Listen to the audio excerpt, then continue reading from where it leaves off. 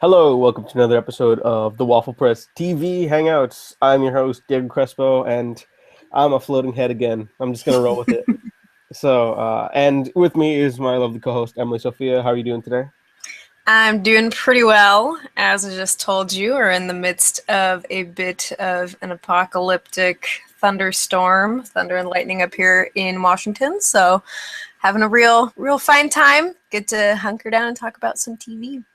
Yes, and we have lots to talk about today. We got 5 topics. Emily's going to mention 2 season finales that she wants to recap and review, or not fully recap because of Yes. spoilery reasons, but she's going to give her thoughts on them, and then I'm going to give my thoughts on the Supergirl finale.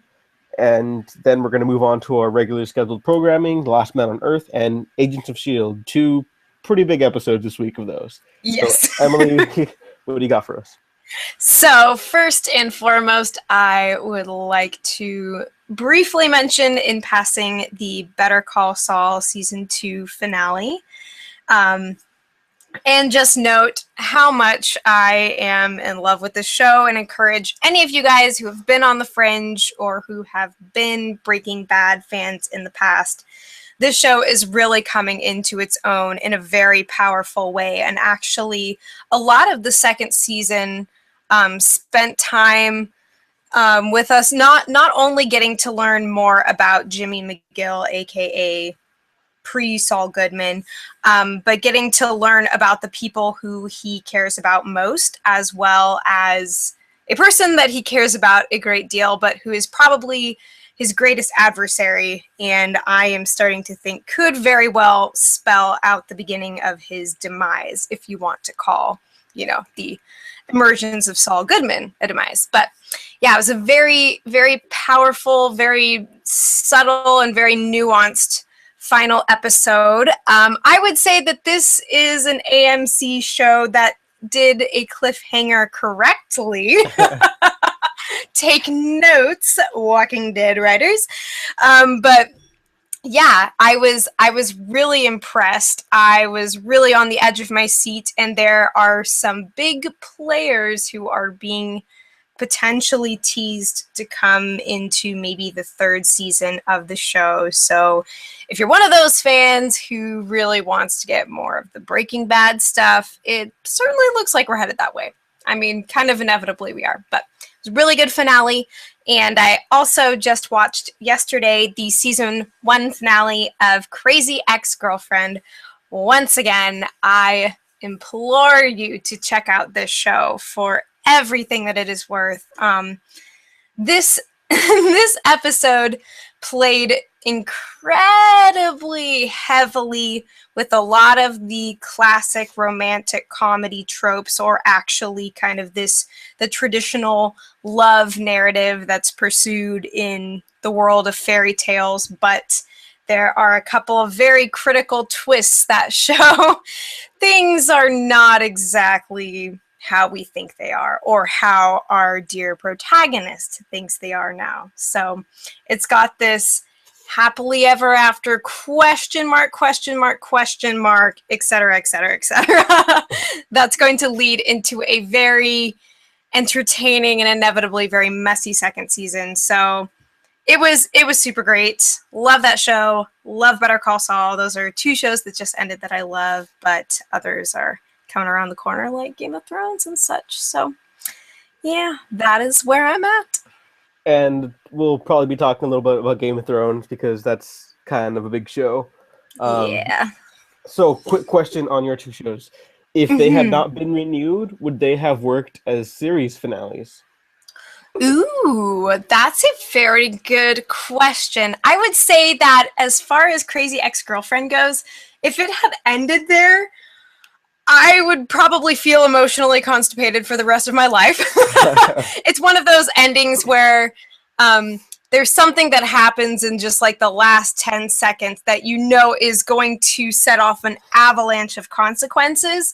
And so if they did end it there, wow, what a gut punch that would have been. A very like postmodern love story ending. So it could have worked, but it'd be very cruel. As for Better Call Saul, the very serialized nature of the show makes it such that, like, this episode, it wasn't necessarily hugely climactic. It seems sort of like the next logical piece, and again, like a leaping off point. So would it stand on its own? Yes, but I think that, going forward, since they have the confidence that there's a third season, they are just very comfortably moving forward and saying, all right, this is where we're at, and this is what's kind of coming next. So both of them were kind of like that, I think. But yeah, hopefully that answers the question. Okay, yeah, because I'm gonna check out the rest of Crazy Ex-Girlfriend, of course, and I do plan on getting into Better Call Saul and catching up before the next season. Yes, you will love So it. yes, and so now I'm gonna talk about Supergirl really quick because that is a show I like very, very much. And in a post Zack Snyder Superman world, it's nice to have a member of the House of L who doesn't kill people, That's and positive. and work as a 9/11 metaphor because that's just weird to me. Open interpretations, and they're fictional, they're not real, so you can do whatever you want with them, but at least want you to be competent. Like Batman's killed in movies before, but they were good movies, so I got a whole thing about that. But for Supergirl, the season has had its highs and it's had its certainly lows.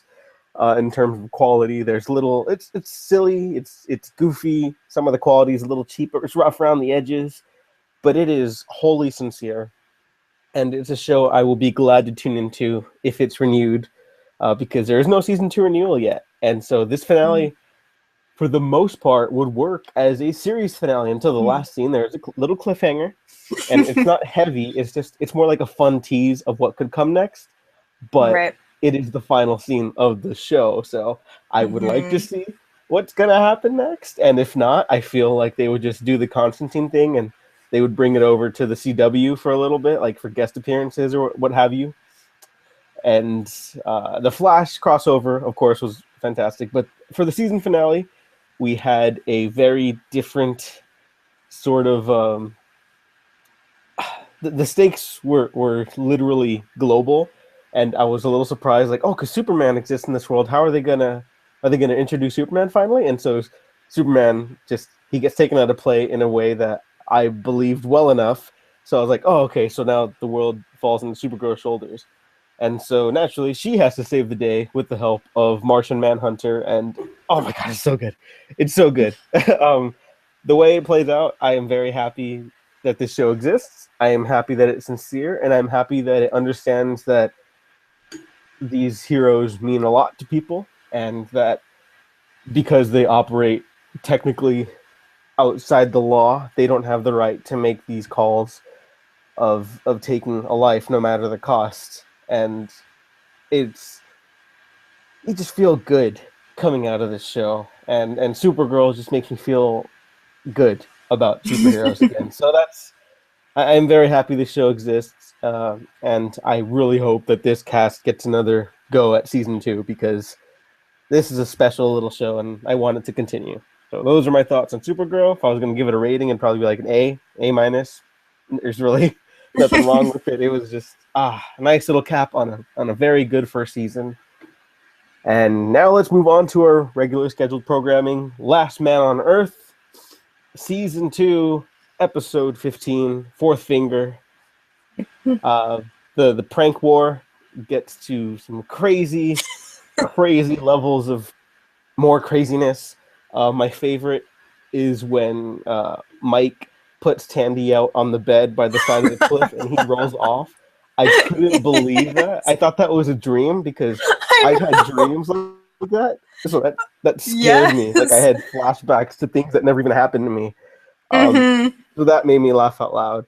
But it was quite heartwarming at the end as well. And they're brothers, they fight, but they're family, and more so now than ever, they're all that they have. And it goes to show why Last Man on Earth are so special.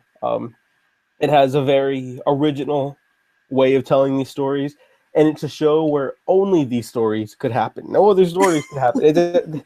It doesn't revert into familiar sitcom tropes. It does its own thing entirely, and I'm in awe of this show.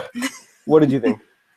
Yes, I was very impressed and enthralled by this episode because it's always dangerous when we see Tandy returning to the point of like screw everyone, screw everything, and complete and utter douchebaggery. But this episode was much more emotionally driven. It was much more familially driven.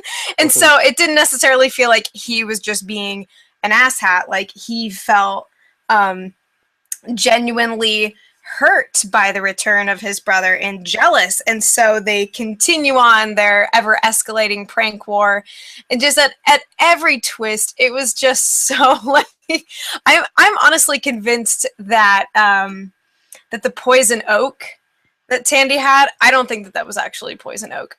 I think he probably just like got the wrong thing and thought that he had poison oak. And so every time he tried to use that for something, I mean, like, notice how they didn't go into any of the consequences of that, like no itching, rashing, whatever. So Oh yeah, huh? yeah, so I feel like either that was just like a whoops oversight and they were going for more of the emotional arc, or like he was totally failing to get back at his brother, as is very clearly exemplified by him falling off the cliff and trying to throw sand up at his brother while he's giving him the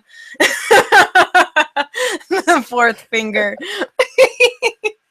And just to see his like Tandy's all outrage and just like the fact that Mike could do that over and over again, and every time it's just like, you burned me again.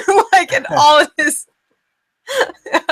And that's kind of what their entire fight is, you know? Like, it's not really the middle finger. It's that, like, I don't know how to deal with you, and haha, I have the upper hand, and then finally everything comes crashing down with like the fabricated letter from their mom, like before everything hit the fan, and then everything takes a really sad turn. But ultimately it was cool that Tandy actually did like have stuff that he kept with him and he could share with Mike, so they were finally able to bond. And I think that the whole rivalry thing is probably subsided now, and that's a good thing, because it would suck to just kind of see them going on and on for forever being at war. But it'll be cool to kind of see how they face this new world together as brothers who love each other and who are okay with that.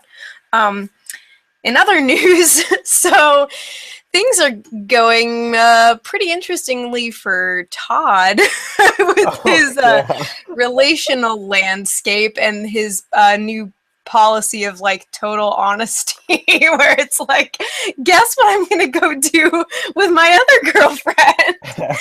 I just want you to know because we are adults.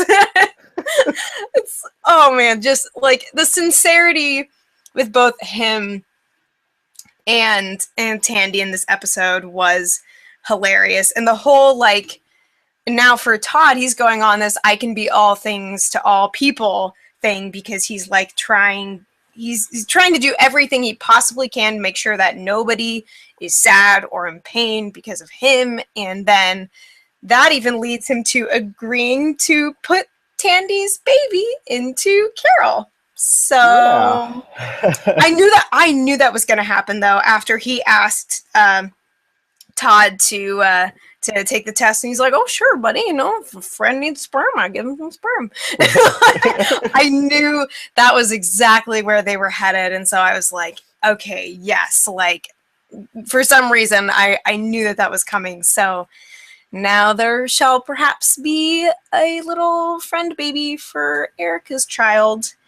Erica and Todd's child.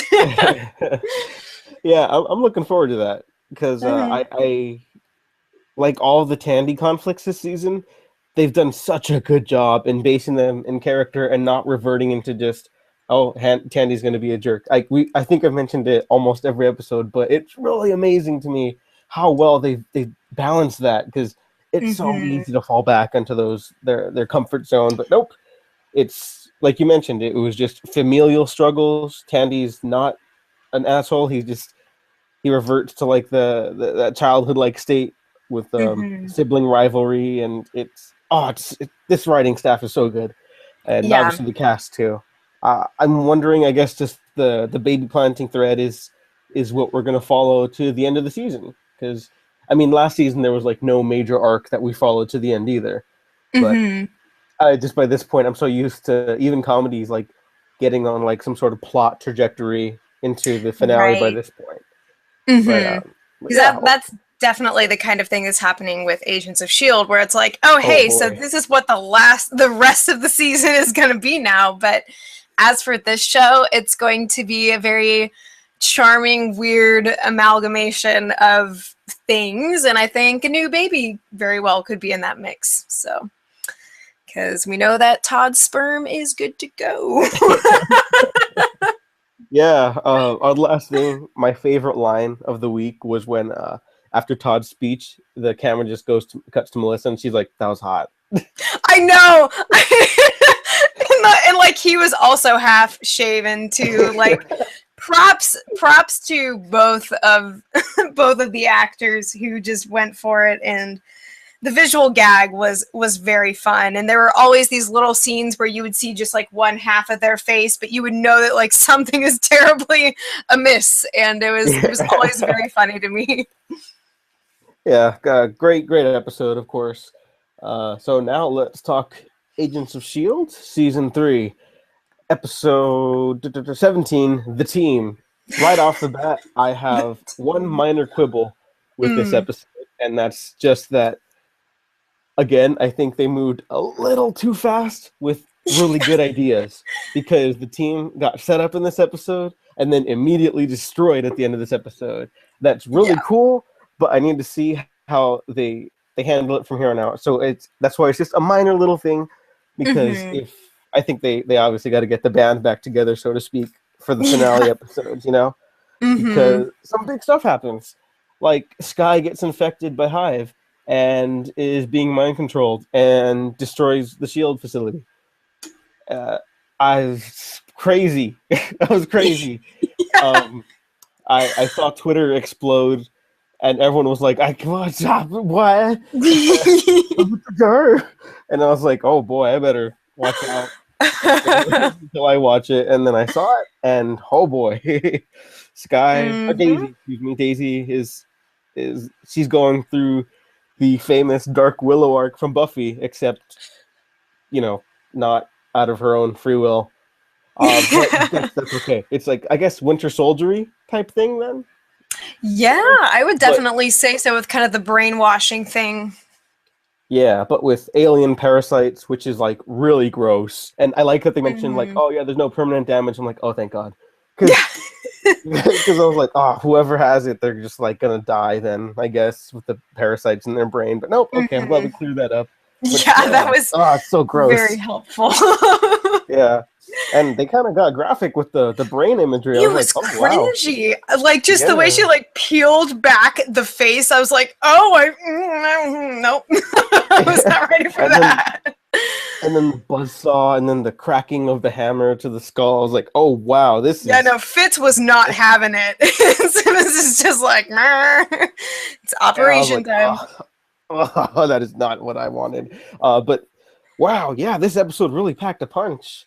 Uh, Mm-hmm. what did you think of this episode?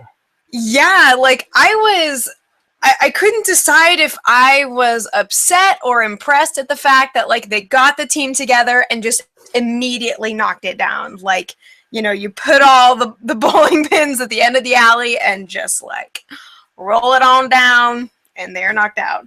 Um, and so it made for a really interesting kind of tension because you think that if they had built up the team more, how might the whole standoff situation have gone down? Because there were a couple of newer players in the mix who have had experience with Shield in the past, but they haven't really been like part of the core group. And so people like Yo-Yo were kind of predisposed to like, dude, I just got here. I want out. Like, I don't know how to handle this. What the crap is actually going on?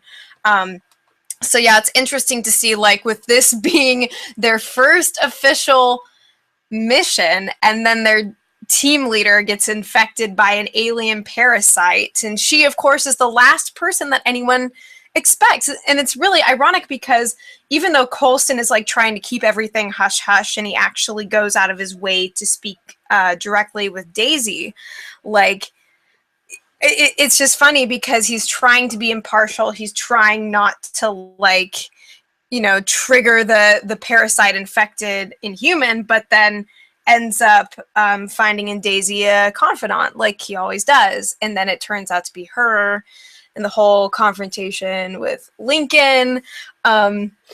Part of me, I definitely thought that it was Lincoln at first, and I was like, oh, okay, this is what they're going to do with his character now, and like they're going to go this way. But no, they take this character who we know and love so well, and I mean, I'm proud of Lincoln for resisting her at the end and taking a stand and not doing something dumb and romantic. But now we have no idea what the fallout is going to look like for the team. Now their base has been kind of completely wrecked and Daisy is gone.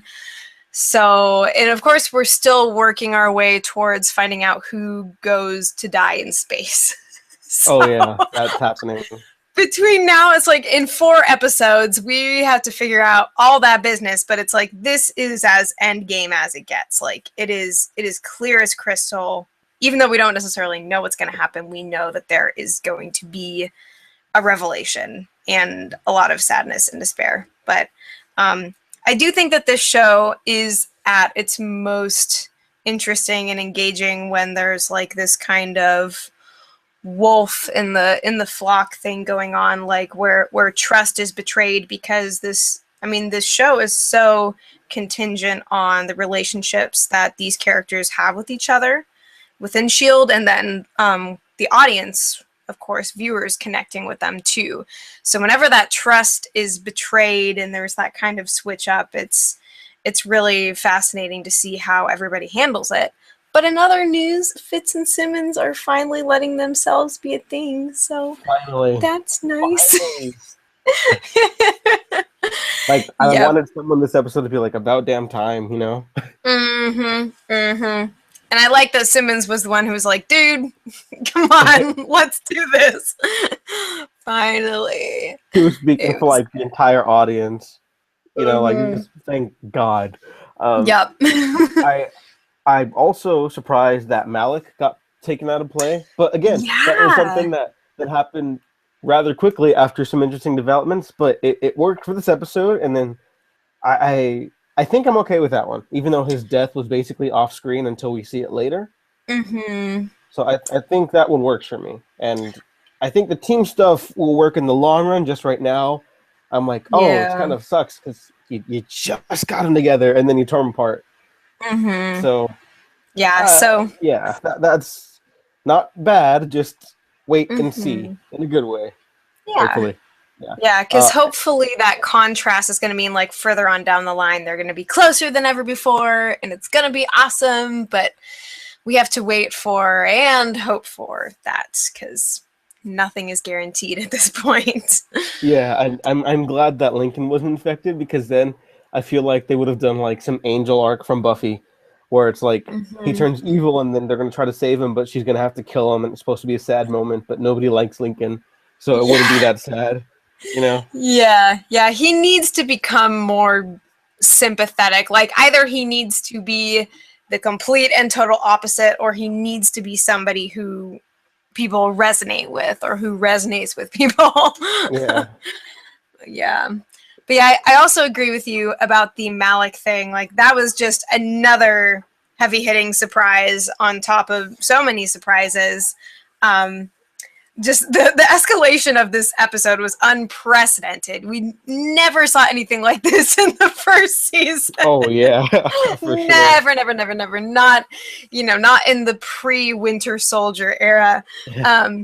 But I do think that Powers Booth did a very good job. Like his dialogue was very rich and very dense and very crazy religious overtones. But I like hearing that type of dialogue come out of his mouth, because he has just this deep, gravelly voice, and so I kind of hung on to that a bit, but I guess this was kind of the next logical step for his character in a way, because, you know, it's like he lost the one person who he cared for more, the one being he was more invested in than Hive, and now it's like his faith has been shattered. So it was, I guess, his time to go. But yeah, kind of sad.